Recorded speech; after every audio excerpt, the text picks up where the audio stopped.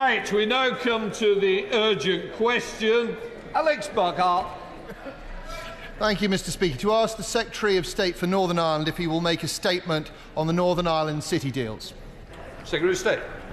Thank you very much, Mr. Speaker. As the Chancellor set out in July, the Government has inherited a £22 billion black hole in the public finances. As a result, the Treasury is having to consider a range of measures to deal with this significant problem.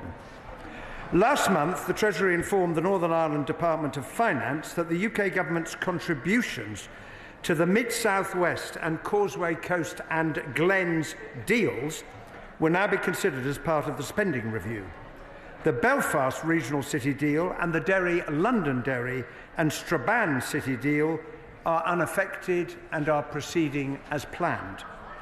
Since the announcement of the pause on these two deals, I have met with the First and Deputy First Minister, the Chief Secretary and I have met the Northern Ireland Finance Minister, and I will also be meeting the Chief Executives of these two deals shortly.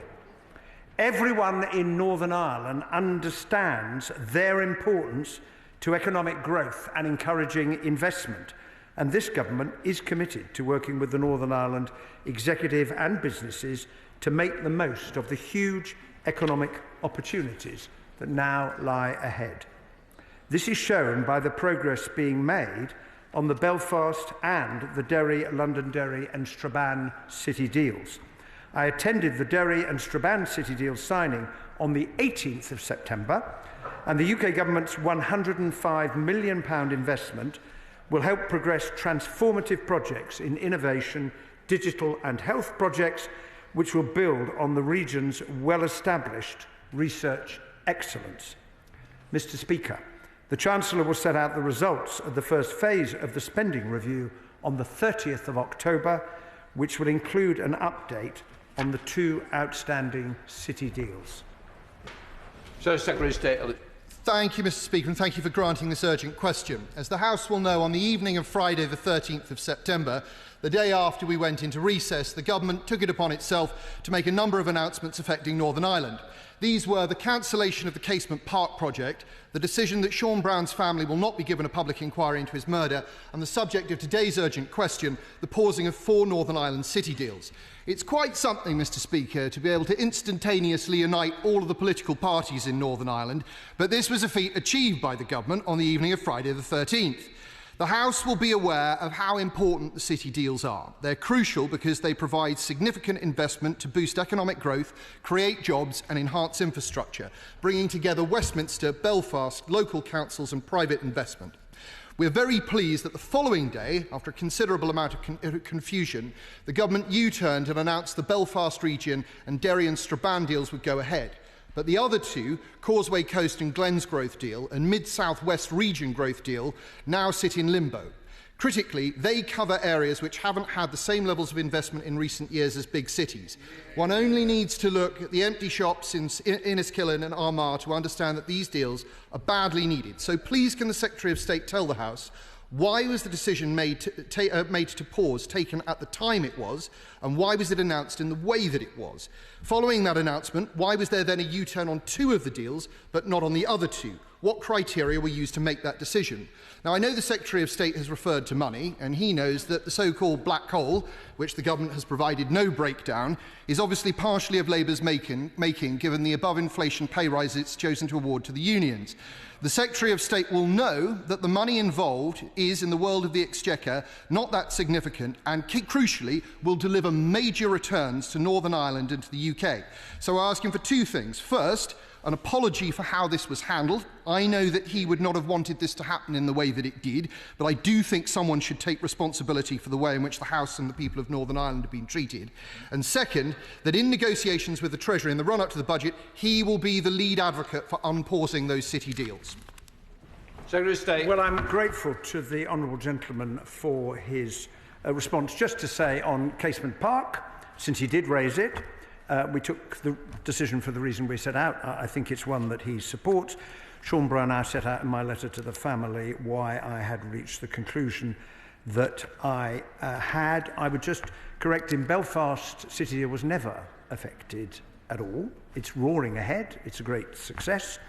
And in the case of Derry, I was pleased to announce, to attend the signing of the deal, and that will now progress to the next stage of it. I would simply say to the honourable gentleman, the inheritance that the last government left us when it comes to the public finances, the last government made a load of promises and never identified where the money to pay for them was going to come from. And then it was turfed out and left this government with the problem of dealing with it. And it is for that reason why these two city deals, and the honourable gentleman can rest assured that I, as the Secretary of State, will continue to make the case for the two city deals, which is why I said in my opening answer to him, everybody in Northern Ireland, including myself, understands the importance of them. I'll continue to make that case. But in those circumstances, the Chancellor has found it necessary to look at a whole range of commitments that were made by the last government for which no funding had been identified, and the fault for that doesn't lie with us, and if any apologies are required, a belated apology from the other side for the mess they left us would be much appreciated. Chair of the Select Committee, Tonia Antoniazzi.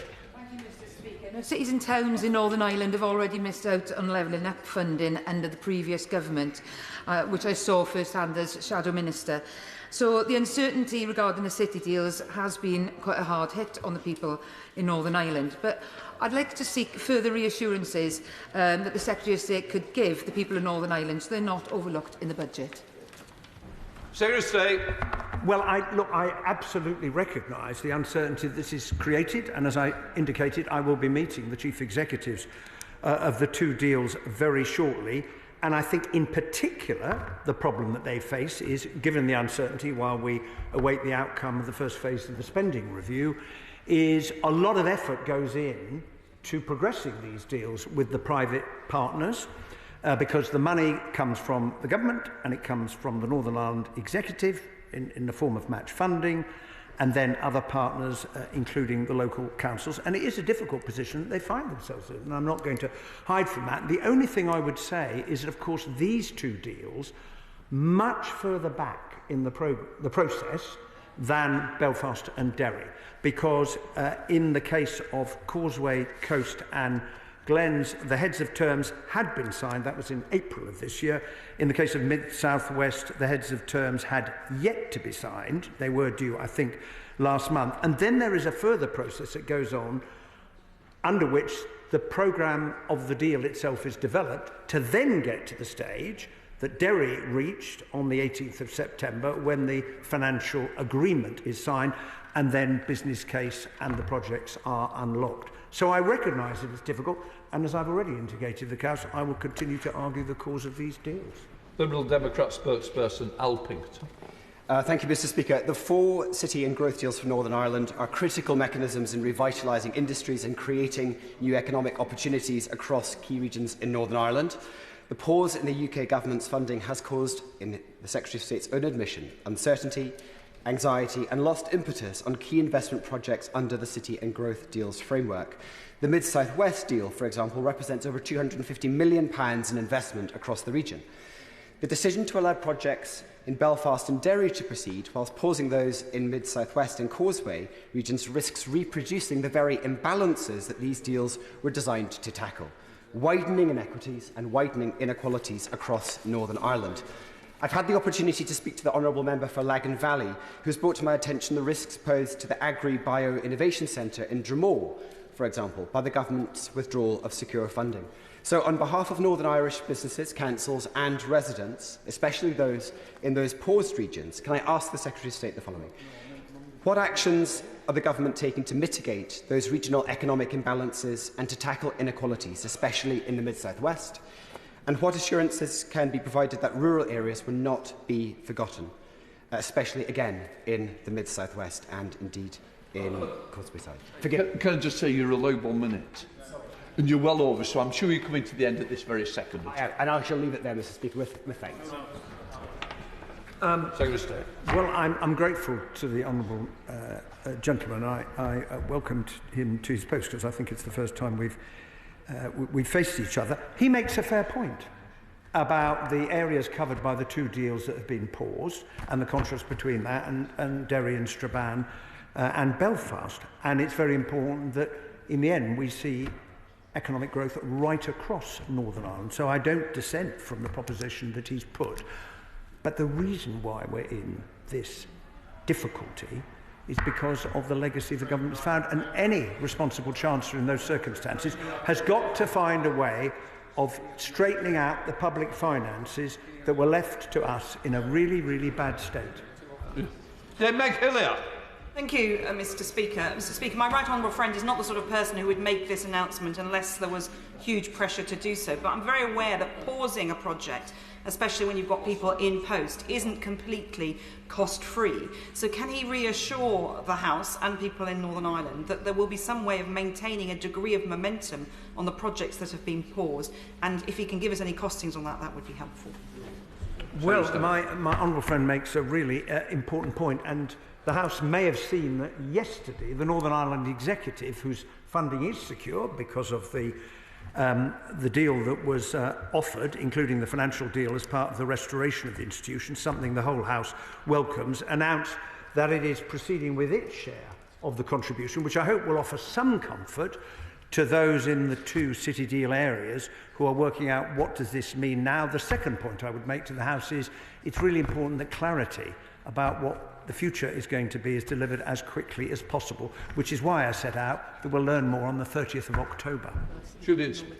Speaker, can I speak up for these city deals which have been subject to a significant amount of work in communities across Northern Ireland, and also to highlight the fact that when these city deals were reviewed earlier in the year under the last government, at the time of the Safeguarding the Union agreement, the decisions made then were really part of that deal. And I just would urge the Secretary of State, as well as the representations he's making on the deals themselves, to bear in mind that actually this was discussed earlier in the year and was part of the overall agreement to get Stormont back up and running. Well, I will absolutely take what the right honourable gentleman has said, given his long experience in these matters and the role that he and many others have played in assisting the restoration of the institution. All I would very gently observe is if it was reviewed then, it didn't quite make its way into the fiscal inheritance that we have found ourselves left with. And that is the cause of the problem. It's not a lack of support for the importance of these deals, because I think the whole House shares that. It's the fiscal problem that is the cause. Mr. Speaker, city deals are a serious tool for economic growth. That's why the SDLP initially proposed them and why we continue to be their champion. They support skills and employability, create decent jobs, and crucially they leverage private and foreign direct investment and will drive much needed regeneration and infrastructure in parts of Northern Ireland that have been overlooked. While I'm pleased the government is honouring its commitments to Belfast and Derry, it should know that the decision and the announcement on a Friday night caused very serious frustration and loss of public trust in Northern Ireland, although the Tories do still have a thing or two to teach about uniting the parties in revulsion at their announcements. Can he clarify the reasons for the pause in the city, in the Causeway Coast and Glens and the South West region deals, and can he assure us that he will be a champion for the deals with Treasury? Well, I will indeed be that champion. Can I take this opportunity to congratulate my honourable friend on assuming the leadership of her party? We all wish her well in that endeavour and express our appreciation to the former leader of the SDLP, who is sitting next to her. Look, let's be frank here. When there is bad news that is forced upon the government, the truth is, whenever it was announced, it would have been unwelcome. Gavin Robinson. Mr. Speaker, the Secretary of State will know that while city deals were talked of for a long time, it was 2017 in the Democratic Unionist Party that got a commitment from government that would not impact us, but be of benefit to everyone in Northern Ireland, creating the opportunities for growth in cities and regions throughout Northern Ireland in a phased and a programmed and a sensible strategic way. The decision that was made to pause both Causeway Coast and Glens in the Mid-South West region, were unnecessary. And the Secretary of State, I think, accepts that. When there wasn't a position in place to agree the financial requirements necessary, there was no need to pause them because of lack of finance. But what he has done, and I think he acknowledges, is that this decision places in jeopardy the match funding from private investors, that puts in jeopardy the ability to proceed with the Food and Drug Development Centre in Coleraine or the Enniskillen Bypass and a myriad of other important and strategically significant proposals. So injecting confidence at this time, as we wait until the 30th of October, would be to suggest that A, this government recognises the important value of city deals, B, is determined to deliver on the aspirations that will be key significant regional economic drivers in Northern Ireland, and 3, recognise, as I think he does, that to pause these proposals was foolish. Well, I don't agree with his last proposition because, as I've already indicated to the House, given the fiscal inheritance, for the government to say we need to look at a range of things in the round is the prudent thing to do. I recognise entirely that it's unwelcome to many, many people. And the best thing I think we can do is to give certainty as quickly as possible, which would assist. But I understand entirely, and I will learn more about that when I meet the chief executives of the deals, the practical difficulties it creates in the meantime. But on our shared desire to maximise economic growth in Northern Ireland, the House is united. And this week we've had a really good example of that with the announcement of the very significant order that's gone to Wrightbus, which is, this is a company that nearly went bust, and then investment came in. It is now helping to deliver the bus transportation of the future from the factory that I've had the chance, and many other members will have had the chance to visit. And there's a lot of good things happening in Northern Ireland. We need to build on them. Aubrey Tuttle. Thank you, Mr. Speaker. Can I ask the Secretary of State what representations he's made to the Treasury about the continuation of these two city deals? Very good. Well, as my honourable friend would, I'm sure, understand, anyone holding this office, including myself, is going to argue the corner of Northern Ireland. I will continue to do so. Karen Bradley. Thank you very much, Mr. Speaker. As the Secretary of State who secured the funding from the Treasury for the first two deals, the Belfast City deal and the Derry Strabane deal, I'm very pleased that they are going ahead, but I do have concerns because I remember the impact that that announcement had on confidence in from businesses across Northern Ireland. Can he tell us what discussions he's had with businesses who are involved in the private sector element of these deals to make sure that they know there is a commitment to them?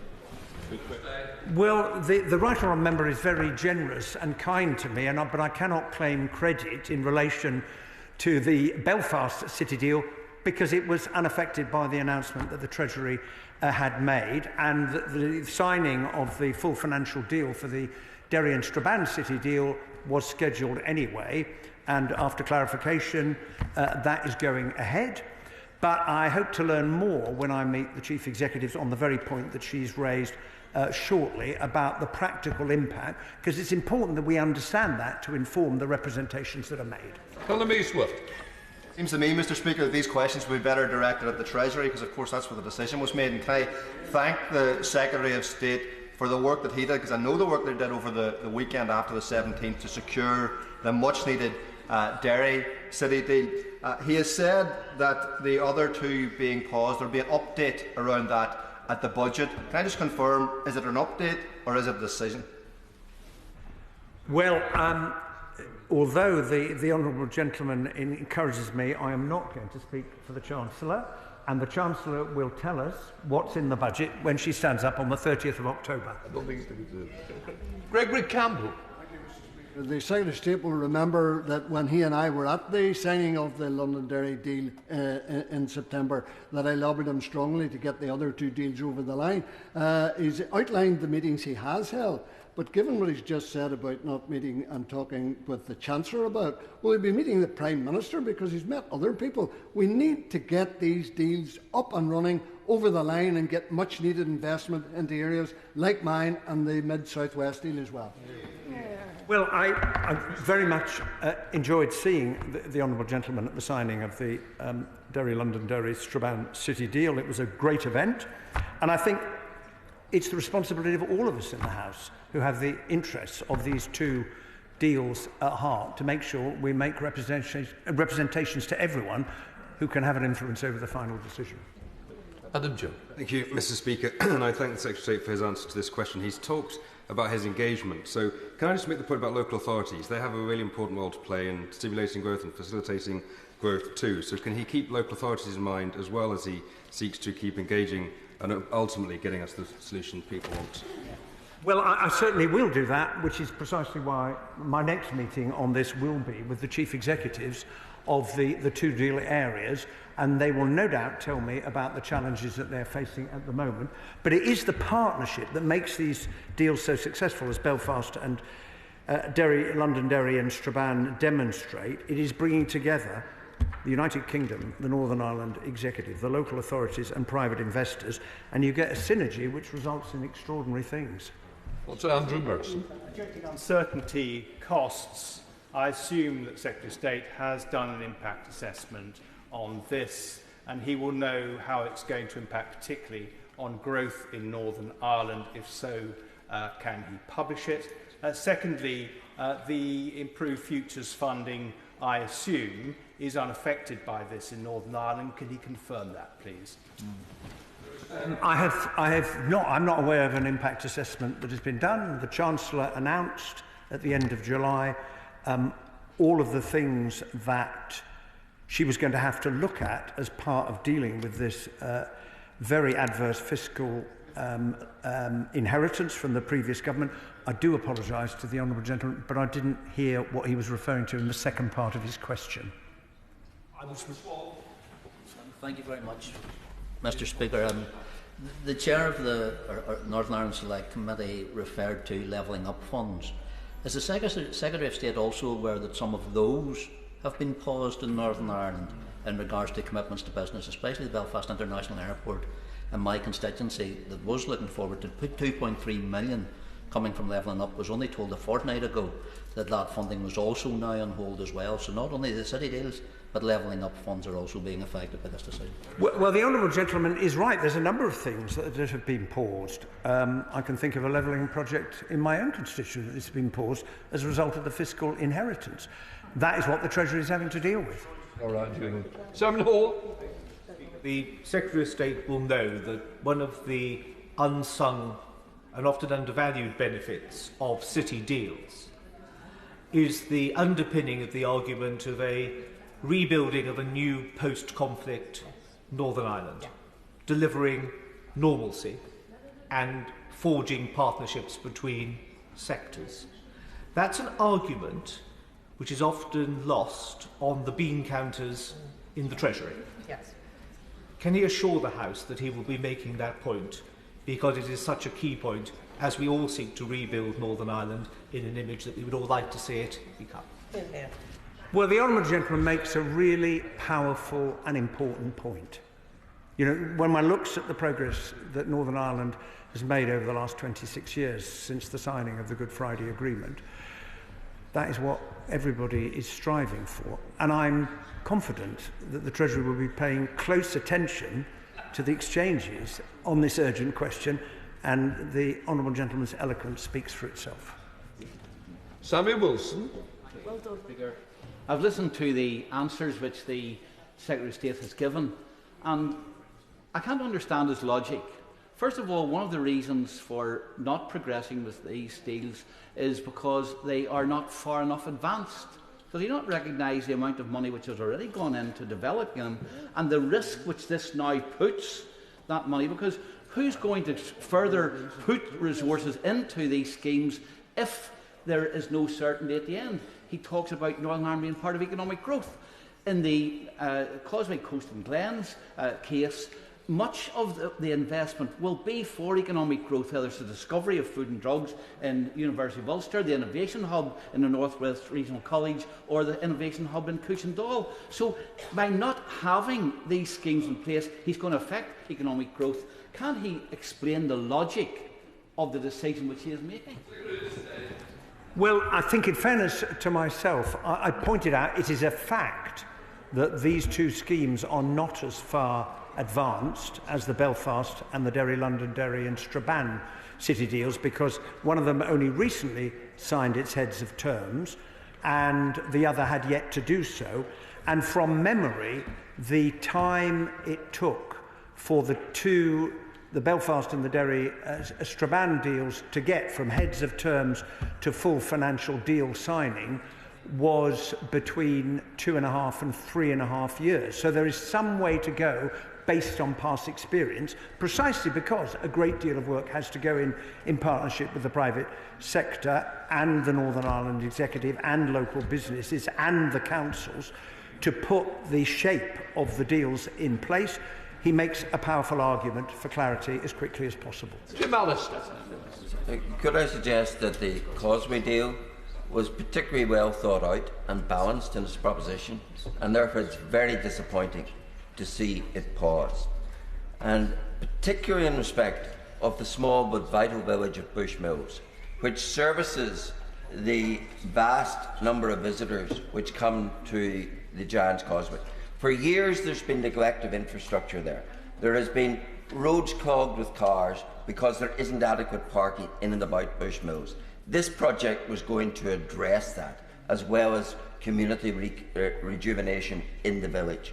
Therefore, there is an immense sense of disappointment in Bushmills and my constituency at the lost opportunity.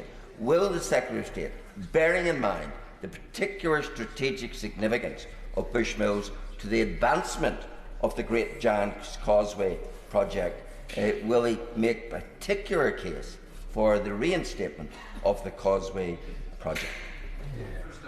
Well, the honourable gentleman speaks up very strongly on behalf of Bushmills and the Giant's Causeway area, and I know that all other members representing constituencies affected by the decision the Treasury has had to take will be doing exactly the same. I think all of the projects are important, but he makes the case very powerfully. Graham Stewart. Thank you, Mr. Speaker. I have two requests of the Secretary of State. One, would he put together and compile information on the investments that have been made to date, perhaps in conjunction with Sue Gray in her new role as envoy or otherwise? And second, will he ensure that we do get clarity on October the 30th, one way or the other, as to whether these deals could go ahead, so that we don't have so many local authorities, private businesses and others who've invested in these programmes left in continuing limbo after that date? Well, there is quite a lot of information already available about the two schemes that are going ahead and what they've achieved and what the plans are, and I think that is readily available if the honourable gentleman needs any more.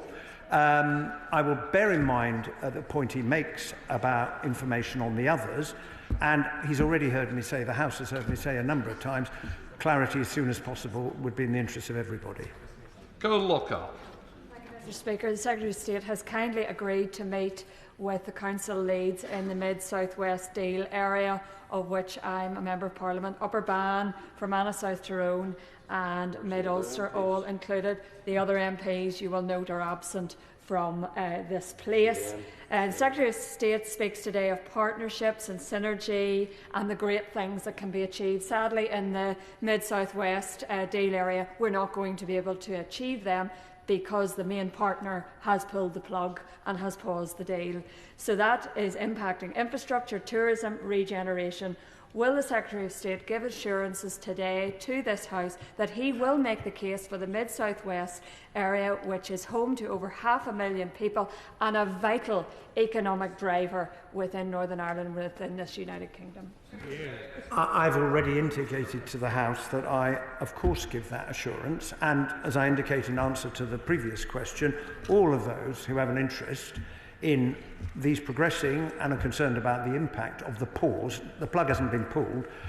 You can't pause a plug, but I think the honourable member will understand the point. We should be making the case too. Alex Easton.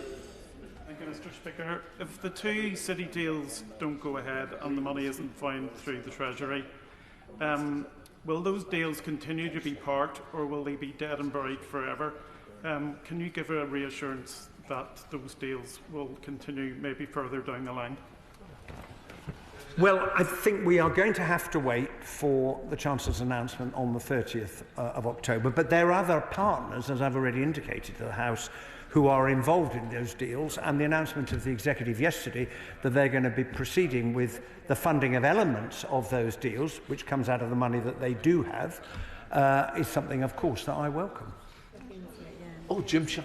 Thank you, Mr. Speaker, and can I thank the Secretary of State for his statement. Would the Secretary of State wish to, with your indulgence, Mr. Speaker, wish to extend our collective thanks for the response of the emergency service and the people to the Strangford College bus crash on Monday past in my constituency?